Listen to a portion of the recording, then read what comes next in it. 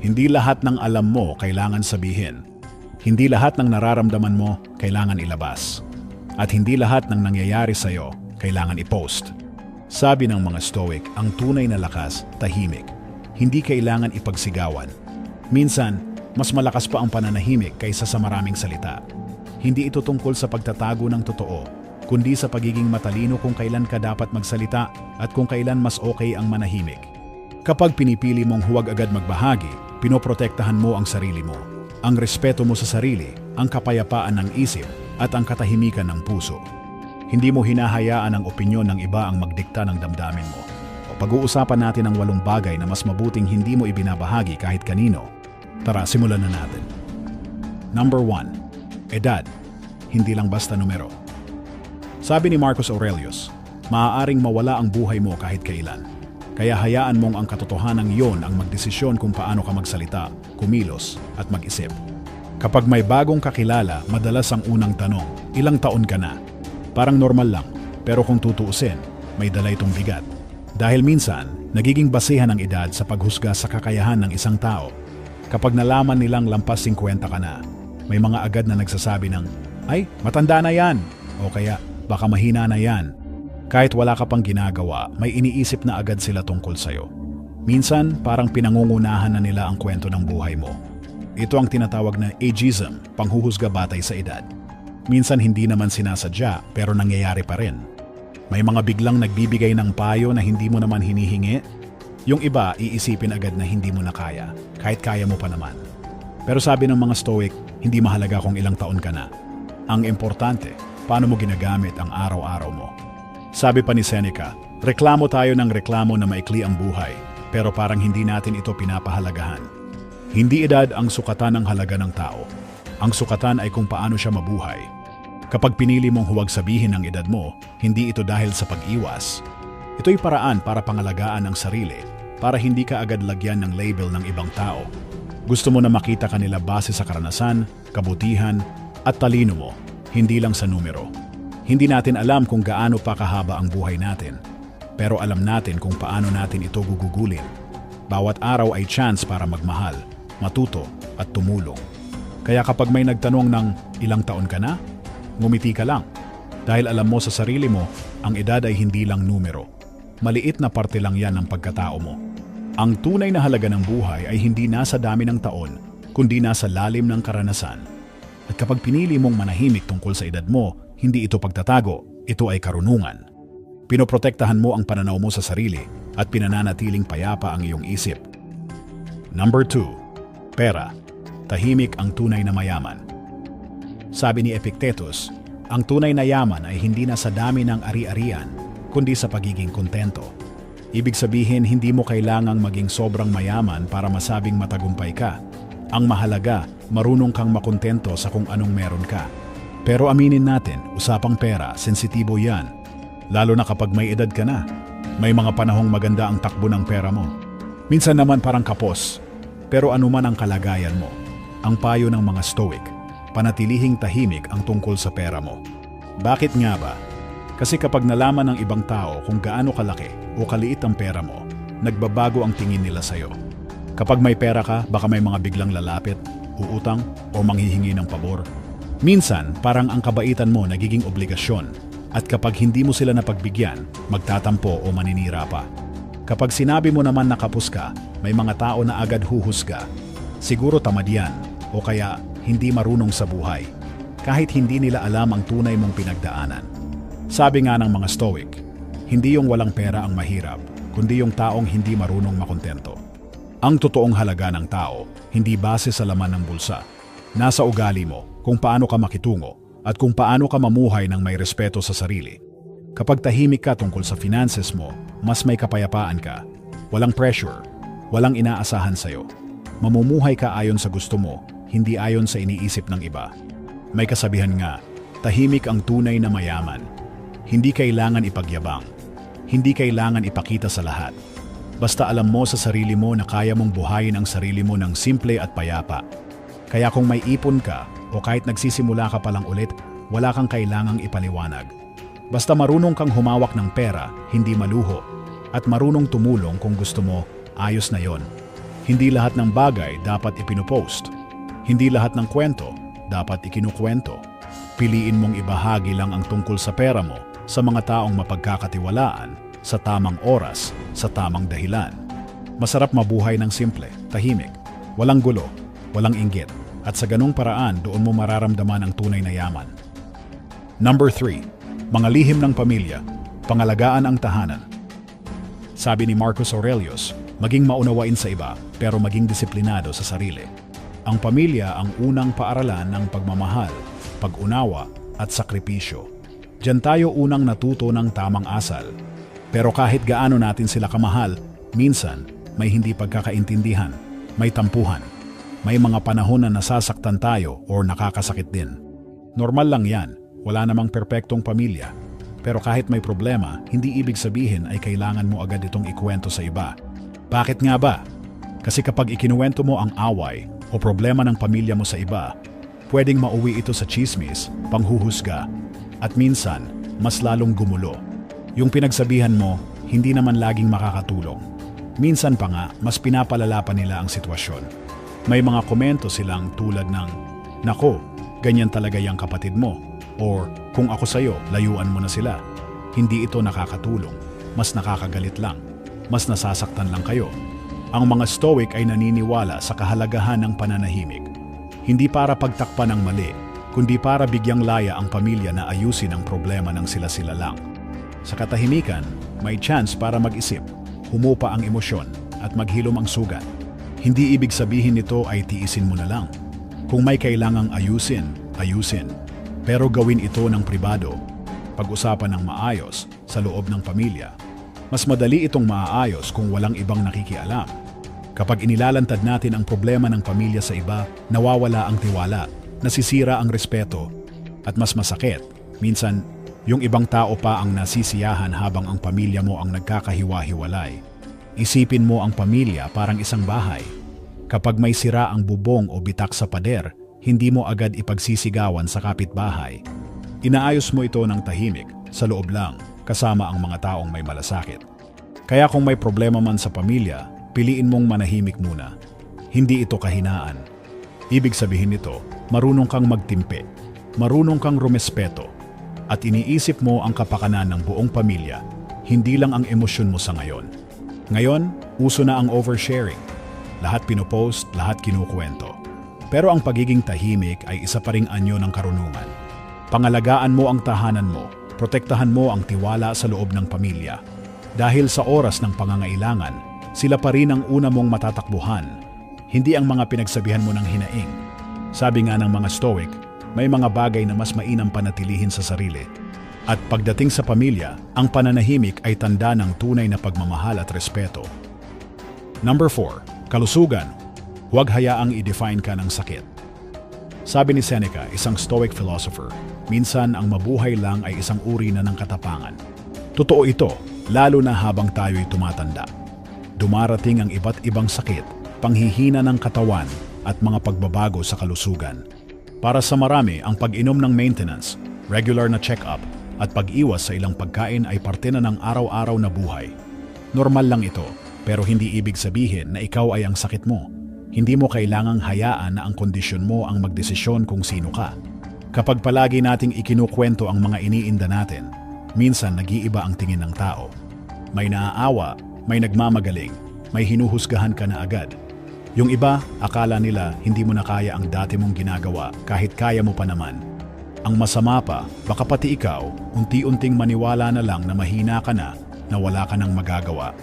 Nawawala ang tiwala mo sa sarili at pati ibang bahagi ng pagkatao mo tulad ng katalinuhan mo, kabutihan mo at lakas ng loob ay natatabunan ng kwento ng karamdaman.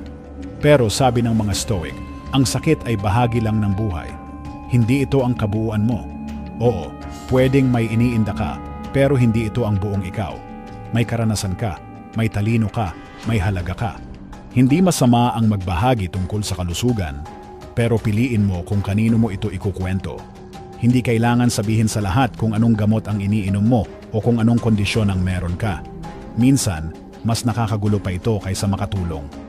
May mga tao na biglang magbibigay ng payo, "Subukan mo to," o "Mag-juice ka lang, gagaling ka na." Pero hindi lahat ng payo ay akma sa kalagayan mo. At minsan, dagdag stress pa ito. Ang mahalaga, panatilihin mo ang dignidad mo.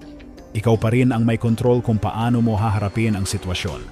Hindi dahil may sakit ka, ibig sabihin wala ka ng halaga. Ang totoo, ang dami mo pa ring maibabahagi. Karunungan, pagmamahal at inspirasyon. Kung kailangan mo ng tulong, humingi ka, pero sa tamang tao. Hindi mo kailangan i-broadcast ang pinagdadaanan mo. Ang katahimikan, minsan ay nagbibigay ng mas malalim na tapang. Maaring humina ang katawan, pero ang isip at puso mo, ikaw pa rin ang may hawak niyan. Kaya huwag mong hayaan na ang sakit ang magpakilala kung sino ka. Hindi ito ang kabuuan mo, ikaw ay higit pa sa iniinda mo. At kung araw-araw ay patuloy kang lumalaban ng tahimik, kalmado at may pag-asa, yan ang tunay na lakas. Number 5. Sexualidad. Ang intimacy ay banal.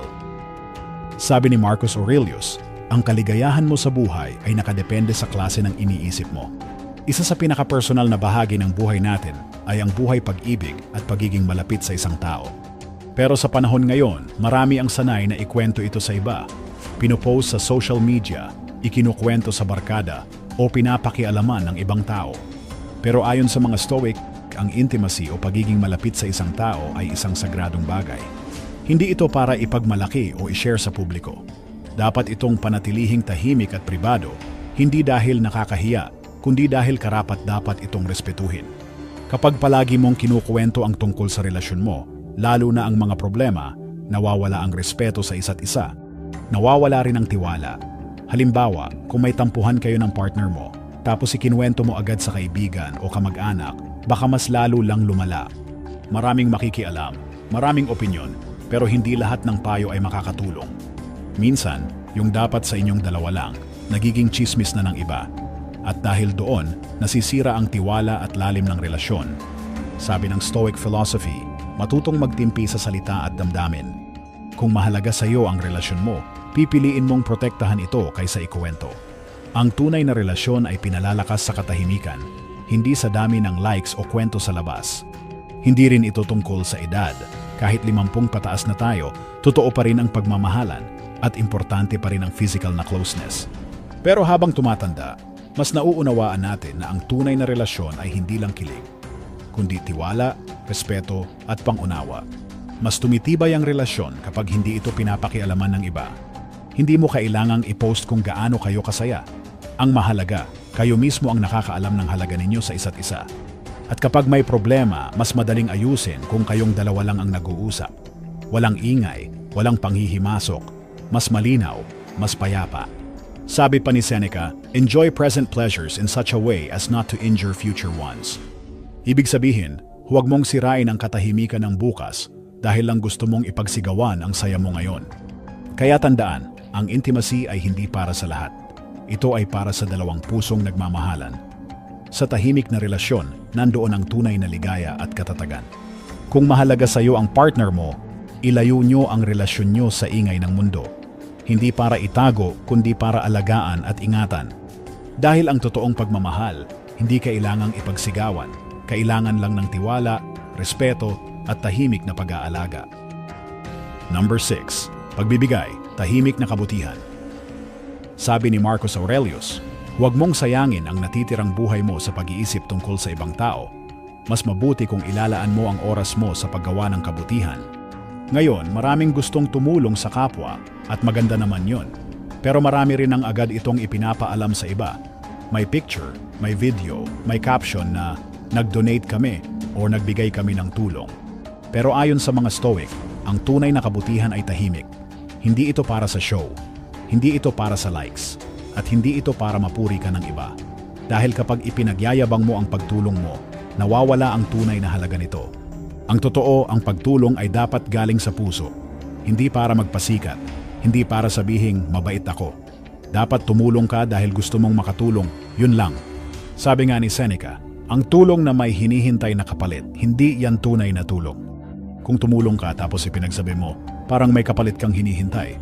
Gusto mong purihin ka, pasalamatan ka, o kilalanin ka. Pero ang tunay na kabutihan, hindi kailangang makita ng iba. Hindi kailangan i-post. Hindi kailangang ikuwento. Kapag tumutulong ka ng tahimik, Ang ligaya ay nanggagaling sa loob. Wala kang hinihintay na kapalit. At ang natulungan mo, hindi mo napahiya.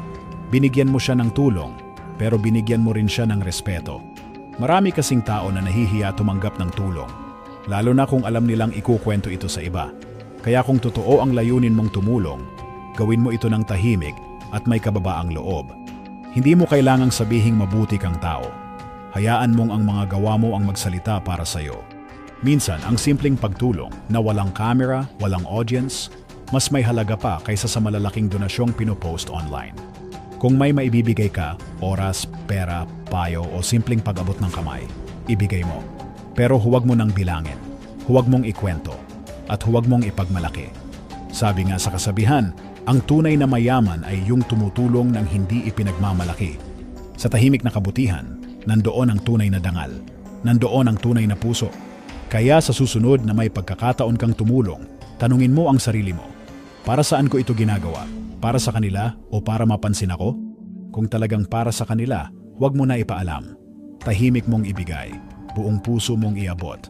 Dahil sa huli, ang pinakamagandang tulong ay yung hindi na kailangang ipagsabi. Number 7. Karangalan, hindi ito kailangan isigaw. Sabi ni Epictetus, hindi ang nangyayari sa iyo ang mahalaga, kundi kung paano ka tumugon dito. Ang karangalan ay isa sa pinakamahalagang bagay na pwedeng taglayin ng isang tao, pero hindi ito kailangang ipagsigawan o ipagmalaki. Kung talagang nirerespeto ka ng ibang tao, hindi mo na kailangang ipaalala sa kanila ang mga nagawa mo. Makikita nila ito sa kilos mo, sa ugali mo, at sa paraan ng pakikitungo mo sa iba. Lalo na pag medyo may edad na tayo, natural lang na gusto nating maipakita kung gaano tayo nagsikap sa buhay, kung gaano karaming sakripisyo ang dinaanan natin, o kung anong tagumpay ang naabot natin. Wala namang masama doon. Pero sabi ng mga Stoic, mas malalim ang karangalan kapag tahimik mo lang itong dala. Kasi kapag sobrang pinupuri mo ang sarili mo, minsan ang dating sa ibang tao ay nagyayabang ka. At kapag ganyan, may mga naiinggit, may naninira, at may humuhusga. Imbes na hangaan ka, nagkakaroon pa ng negatibong tingin ng iba. Ang tunay na karangalan ay hindi mo kailangang ipilit. Kusang dumarating yan kapag namumuhay ka ng tama. Kahit walang nakakakita, kahit walang pumapalakpak. Kapag ang kilos mo ay totoo at ayon sa paninindigan mo, doon ka mas nirerespeto ng mga tao. Hindi mo na kailangan ng papuri o kumpirmasyon. Sabi rin ng mga Stoic, ang tunay na kapayapaan ay galing sa loob mo, hindi sa kung ano ang sinasabi ng ibang tao. Kung alam mong tama ka at may dangal kang taglay, sapat na yon. May isa pang panganib sa sobrang pagyayabang. Parang lagi mong kailangang patunayan ang sarili mo. Laging may pressure na huwag magkamali. Kasi baka masira ang imahe na pinapakita mo. Pero ang tunay na karangalan, hindi natitinag sa pagkakamali. Mas lumalakas pa nga ito kapag marunong kang tumanggap ng pagkukulang, humingi ng tawad, at bumangon muli. Kaya imbes na ipagsigawan ang mga nagawa mo, mas mabuting hayaan mo na ang gawa mo ang magsalita. Hindi mo kailangang i-post, ikwento, o ipagyabang ang tagumpay mo. Kung totoo at galing sa puso, mapapansin din yan. Kahit hindi mo sabihing ikaw ang gumawa. Dahil ang pinakarespetadong tao ay hindi yung palaging maingay, kundi yung marunong gumawa ng tama kahit walang nakakakita. Ang karangalan ay hindi medalya na ipinapakita sa lahat. Ito ay isang ugali na dapat isabuhay araw-araw. At ang mga taong may tunay na dangal, hindi sila maingay. Tahimik lang silang kumikilos pero totoo ang kanilang puso. Number 8. Mga insulto o panlalait, bitawan mo na. Sabi ni Epictetus, ikaw ang may kontrol sa isip mo, hindi sa mga bagay na nangyayari sa paligid mo. Kapag naintindihan mo ito, doon mo mararamdaman ang tunay na lakas. Sa buhay, hindi talaga maiiwasan ang pangiinsulto, panlalait o panghuhusga. May mga tao talagang maninira, magpaparinig o magsasabi ng hindi maganda tungkol sa'yo kahit wala ka namang ginagawang masama. Masakit, oo, pero mas lalong sumasakit kapag paulit-ulit mong iniisip ang mga sinabi nila. Kapag palagi mong binabalikan ang masasamang salita, para mo na ring binibigyan sila ng kapangyarihan sa buhay mo. Tapos na silang manakit pero ikaw, dala mo pa rin yung sakit. Ang turo ng mga Stoic, hindi natin hawak ang ugali ng ibang tao, pero hawak natin kung paano tayo tutugon. Ikaw ang may desisyon kung magagalit ka, haaway ka, o pipiliin mong manahimik at magpatuloy sa buhay. Mahirap ito, lalo na kung malapit sa iyo ang taong nanakit. Pero tandaan, Ang tunay na lakas ay nasa kakayahang magpatawad at mag-move on. Hindi mo kailangang gumante para masabing malakas ka. Kapag nagpatawad ka, hindi ibig sabihin ay okay lang ang ginawa nila. Ibig sabihin lang nito, ayaw mo nang pasanin ang bigat. Gusto mong maging payapa. Gusto mong magpatuloy. Hindi mo rin kailangang ikwento sa lahat ang ginawa nila. Dahil habang kinukwento mo ang sakit, lalo mo lang itong binubuhay. At sa bandang huli, ikaw rin ang nahihirapan. Mas magaan ang buhay kapag natutunan mong bitawan ang galit at sakit para sa sarili mong kapayapaan. Hindi mo na kailangang hintayin na humingi sila ng tawad. Hindi mo kailangang patunayan ang kahit ano. Kapag natuto kang magpatawad, mas magiging kalmado ang isip mo. Mas magiging tahimik ang puso mo. At mas magiging malaya ka. Tandaan mo ito, ang galit ay parang sako ng bato.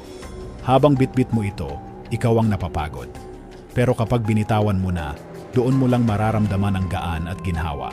Kaya kung may mga taong nanakit sa'yo noon, pinahiya ka, nilait ka, siniraan ka, bitawan mo na. Hayaan mong ang pananahimik mo ang sagot. Hayaan mong ang kapayapaan mo ang maging tagumpay. Dahil sa totoo lang, ang tunay na panalo ay hindi yung nakaganti, kundi yung nakalaya.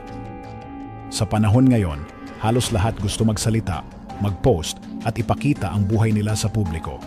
Pero tandaan mo, ang pananahimik ay hindi kahinaan. Ito ay kapangyarihan. Kapangyarihang piliin kung kailan ka magsasalita at kung kailan mas mabuting manahimik. Kapag marunong kang manahimik, napoprotektahan mo ang sarili mo. Napananatili mo ang respeto mo sa sarili, ang dignidad mo at ang katahimikan ng isip mo. Hindi mo kailangang ipagsigawan lahat ng alam mo, nararamdaman mo o nagawa mo. Minsan, yung mga bagay na tahimik lang, yun ang mas may bigat